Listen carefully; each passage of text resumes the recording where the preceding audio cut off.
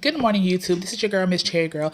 I am back on here with an update video about my surgery. I had surgery on July 14th. Today is July 24th. So I am 11 days post-op. I'm sorry, days of July 25th. I'm 11 days post-op. And I was just trying to give a quick update on my surgery. The surgery that I had was allergic fungal sinusitis removal. And I also had a deviated septum corrected in my nose. My surgery did not go as planned, as I mentioned in my last video. When I first went to the ENT specialist, I was supposed to he estimated my surgery being 2.5 hours. When I got to the hospital that day, they estimated my surgery to be 4 hours to 4.5 hours. And when I woke up from surgery, they said it had been over 8 hours and that I had to have 2 blood transfusions and a lot of other things that I am still not completely clear of. My follow-up appointment is on the 29th of this month, and I cannot wait because I have these splints in my nose that are so annoying because my nose is not really that big, as you can see. And the splints are in my nose and it feels like it's just stretching my nose out because my nose is like really little. So I cannot wait until I get those out. But today videos is like a quick update. I went to the emergency room on the 21st because I was having some complications post-surgery. I was really tired, really fatigued. My fingertips were cold. My toes were always cold, no matter what. I was just freezing. And I was having lots of like chest discomfort, chest tightness, heart palpitations. Like I could hear my heart and feel my heart beating. Like it was resting. I could just feel it, and I was just going through it, and I was really petrified basically. So I called the ambulance because I didn't know what was going on with me. I'm like, what? I can feel my heart, hear my heart beating. That's not never good. Like, let me go call somebody who can help. Let me not ignore this, because at first I did kind of ignore it because I had been feeling that maybe a day or two before, but I feel like it was getting worse by the day, if that makes sense. I was just like noticing it more, and it was just freaking me out more. So I called the ambulance. I ended up going to the ER. They ran a whole bunch of tests on me. The doctor scared the mess out of me. He was like, oh, you might possibly have a blood clot in your lung because when you're still for a long time having surgery, a lot of time blood clots occur. And so I had to do all these different tests. I had to do EKG, X-ray, CT scan, everything. So basically all that stuff came back good. I wouldn't have no blood clots. It wasn't nothing like that. But when they did my blood work, they noticed that my blood was still low. And during the surgery, I had to have 2 blood transfusions. So my blood was still low, and they were just like, your blood count is low. Follow with your PCP to see what to do. What really kind of aggravated me about that was because when you tell me, oh, your blood is low, that scared me. And I'm like, what do you mean my blood is low? Like, so what am I supposed to do to help build my blood up? Like, are you going to give me another transfusion? Like, what is going on? And he was just like, well, just follow with your PCP. And I'm like, okay, whatever. That's the ER for you, right? So I was thankfully able to get an appointment the following day with my PCP due to the coronavirus. My doctor is doing virtual visits. So that's the best thing ever, because my primary care provider, she is so booked up. She is so hard to get up with, I promise you. So that was amazing. So I got up with her the next day. But when I got home, I was like, I remember before I had in the past some iron issues where my iron was kind of lower. So I remember I had these supplements that I would take to help build my iron because I used to donate plasma. And so when you donate plasma, they have to check your iron and things of that sort before you can donate. And I remember I used to have like sometimes my iron would be a little lower. And I think also one time when I had my annual blood work done, my iron was a little lower. So I had to buy some supplements, and I was taking those to help build my iron levels up. So when I got home, I initially took one. I'm like, the doctor at the ER, he's not trying to tell me nothing, but I'm pretty sure that this iron medicine is going to help me. This might be my best bet to try to help me feel better. Because at this point, like I'm telling you, I'm feeling like crap, y'all. Like the littlest things, I was getting tired. My heart was beating. Well, my heart was racing. Just sitting still, my heart was pulsating. And it was like beating like hard, and just like, oh my God. And they were basically just saying, oh, it's doing that because you don't have enough blood in your body, and it's taking your body extra work to try to pump all your organs and this and that. And it was just crazy. So I saw my doctor the following day. I told her everything that had happened, and she basically was like, I was on the right track. She said to take the iron pills daily. twice a day with orange juice, because she said the orange juice helps absorb the iron better into your body. So she told me to do that. She said for a month, and then when I come back, they're going to do my blood again. And if my blood was still low, then I would have to have an additional transfusion. So basically, that's going pretty good, I should say. Like it's not bad taking the iron. I'm feeling better actually taking it. I've noticed a change. I noticed I feel better, but I still am weak, and at times I'm tired. At times I can't really do a lot, but I can still I still try to do as much as I can. But I've trying to learn not to overdo things, because I'm one of those type of people who just like can't sit down sometimes. Like I gotta do this, do this, do this. I'm busybody, so it's like I haven't to learn how to just sit down and relax. It's like a hard thing for me because it's not what I'm used to. So I'm just hoping that everything with that goes well. My actual blood count was 8.8, and my doctor told me that for women it's supposed to be at least a 12, since we menstruate each month, and every time we menstruate we lose blood, of course. So hopefully these supplements help me, but if not, my oldest brother, well, my only brother, shall I say, my only brother, who is my older brother, he said that he would donate his blood for my transfusion. And I also have a cousin who said that he would do the same thing for me. So that helped me. That helped ease my mind, because I'm like, oh my gosh, I know everything going on with the COVID. They have shortages of everything. Like people are not, coming in and donating like that. Like it's just so many things that's going on right now. And I'm going to be sitting here looking for some blood. I'm going to be probably at the bottom of the totem pole. So, that helped ease me a lot. Because like that first day when I came back from the hospital, I'm not going to lie, I was really scared. Because I had never been, I'm normally, I'm like, I don't know, I'm a plus size woman, but other than that, I'm normally relatively healthy.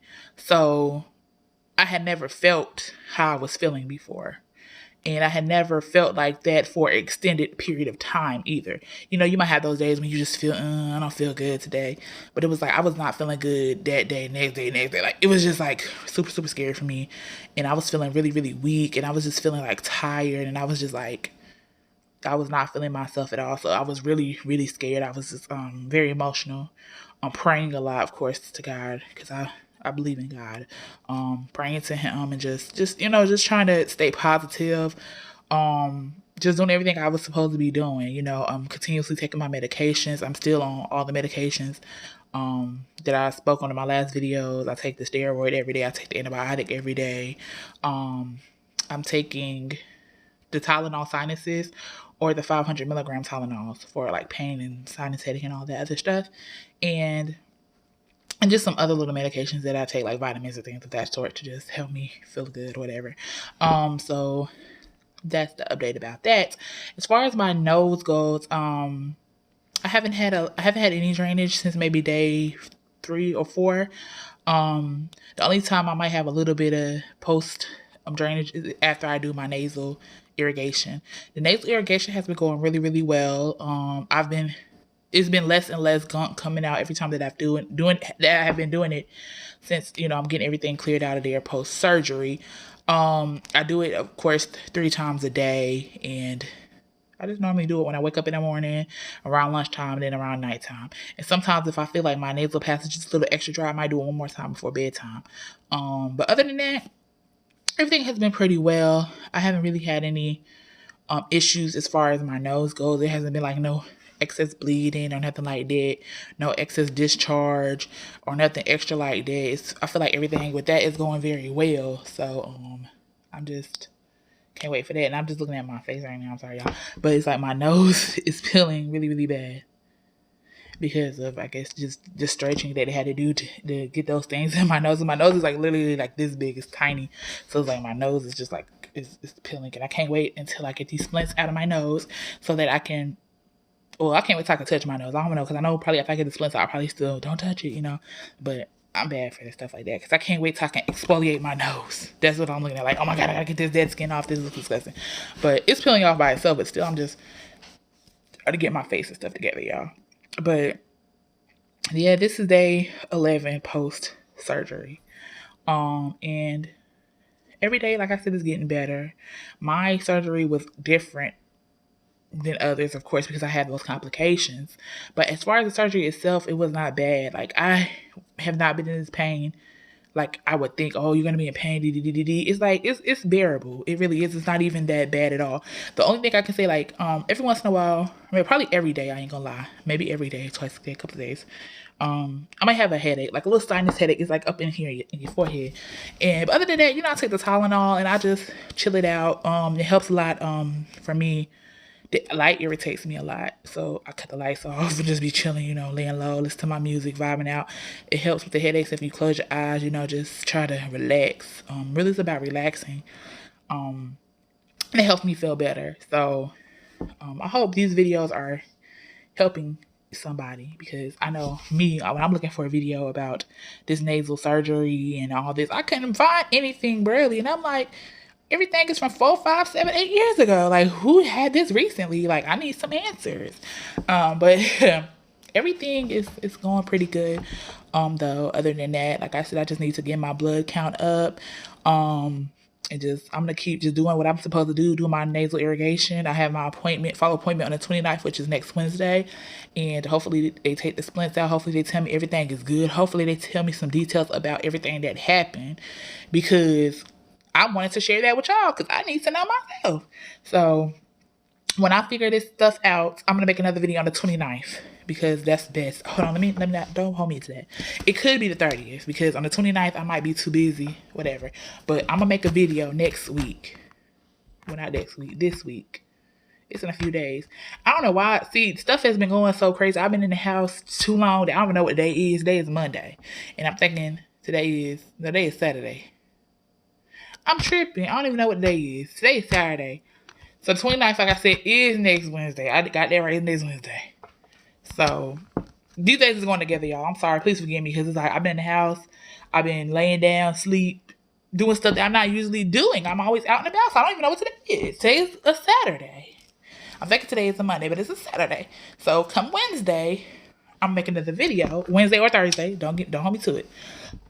That's gonna update you guys on how my follow-up went, because I want to know what happened to me while I was out for 8 hours, and I want to know what the heck I need to know, because at this point I'm like, what's going on? Like, nobody tells me anything. I haven't heard from the ENT. Only person I heard from was the nurse. I called the triage line. I called so many people like the day following me getting out. And nobody even called me back, and that's weird to me. Only person I talked to was a nurse. Actually, the nurse did call me back. That's what it was, but I haven't, talked to the doctor like that. So come next week, next Wednesday or Thursday. I got my appointment next Wednesday for sure. I'm going to the appointment, period. I don't care if I gotta walk, and it's far from here. It's like, it's in Chapel Hill, because I'm from Hope Mills, North Carolina. It's in Chapel Hill, North Carolina, and that's like an hour, 30 minutes away. But I'm going to that appointment, period, because I got to get these splints out my nose, because these things are annoying me, and I'm just ready to be normal again and feel it, feel normal again. And also, another thing is this. My taste has been coming back, of course. My taste is the first thing that came back, but my sense of smell is non-existing, y'all. It is non-existing. That could be a good or a bad thing, because I don't be wanting to smell everything, but I would like to smell something. You know what I'm saying? But I've heard that once you get the splints taken out, that your smell is going to be like times 10. And I'm worried about that too, because I don't be wanting to smell nothing that stink. I'm sorry. Like, I'm one of those people, because my nose has always been stopped up basically my whole life. People be like, oh my God, did you smell that? Somebody stank. And I always be like, no, I don't smell anything, because my nose is not that good. Like, I can smell myself, of course, because it's myself. But if I'm not that close to a person, I'm not going to be like, oh God, I can smell him from across the room. It's like, if I smell things, it has to be closer to me, because my right side was completely blocked off and my left side was deviated like whatnot, and it was partially blocked off too. So my sense of smell was not as strong as others. But I could, of course, like smell myself. If somebody was close to me, I could smell them. But it has to be like close. It can't be like, oh, he over there across the room and I smell, you know what I'm saying? Or like I could get a whiff of somebody. But now I'm like, now that I'm going to have my nose cleared up and these splints is not going to be in here, everything's going to be good, I'll be able to smell things that I don't even want to smell. So, but I can't wait to smell again though, because that's weird. It's weird to me to not be able to smell. It's just weird. I don't know why it is, but it's just like, dang, I kind of miss I missed my senses. Because at first, after I got out of the surgery, I couldn't even taste, y'all. And I was like, what? I can't taste nothing. Like, it was crazy because it's like I could differentiate, I guess, between salty and sweet, and that's it. It wasn't like, oh, this is a strawberry, or this is a banana, or this is a blueberry, like that. It was just like, it's something that got a little sugar in it. I could taste it, you know what I'm saying? But now it's like I'm starting to differentiate what I'm eating again. And that's good. I like that because it's like I like to eat and I like my taste buds. I want all my senses that I was born with. So I can't wait till I get my sense of smell back. Hopefully that will happen on the 29th. I heard once they get the splints and stuff out of your nose, and once they suck all the extra gunk that's behind the splints and stuff out, that everything will be 1,000% better than it was before. So, like I said, I will keep you guys posted. My appointment, of course, is on the 29th of next week. I may make a video on the 29th. I may make it on the 30th. I may probably make it on the 29th or the 30th because on the 31st I have something to do. So I'm gonna definitely try to make an update before then. But I want to thank you guys for watching this YouTube channel. Hopefully somebody is watching this. Hopefully this has helped somebody out. I know I ramble a lot. I'm sorry about that. That's just how I be talking. But I hope this helps somebody out because it's not a lot of videos of recent to talk about this surgery and to give any pointers, any updates. But this is a recent video. This is from July the 25th, 2020. And I'm just trying to, just give some encouragement, give some pointers, some updates to let people know, that this surgery, it's a quality of life type of surgery. And if your doctor recommends it, I would do it because I held back on it for a long time. And that's probably what led to a lot of complications too, because I've had these issues since I was younger, but I just never really looked into it. And then as an adult, I put so many things on the back burner trying to be superwoman for everybody else and do for everybody else that I was not doing enough for myself.